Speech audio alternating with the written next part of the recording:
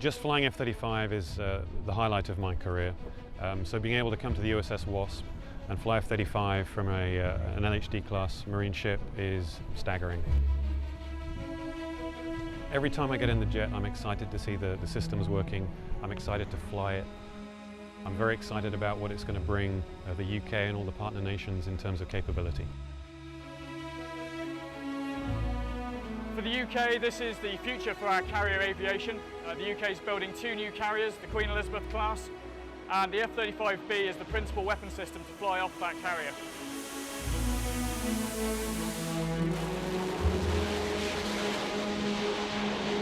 With the Harrier, you had to be constantly refining the controls to make sure you were in the right piece of sky at all times.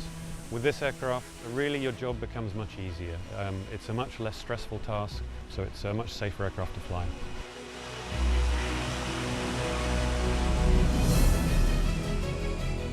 The aircraft's performing fantastically out at sea. Obviously we had the prior experience on DT1 a couple of years ago, and we saw then that the F-35 suited this environment very well. What we've now moved on to is pushing the envelope out further, carrying internal stores and flying at night, and really just expanding the envelope to make sure that when the Marine Corps go to initial operating capability, they've got the best available operating envelope that we can give them. Taking off with a weapon load is relatively transparent to the pilot. The acceleration is still good down the deck. The handling is all the same. So whether you've got weapons or not, to be honest, it's hard to tell. I was initially a little worried about flying at night with my Harrier legacy baggage, because the Harrier was a much more difficult aircraft to fly.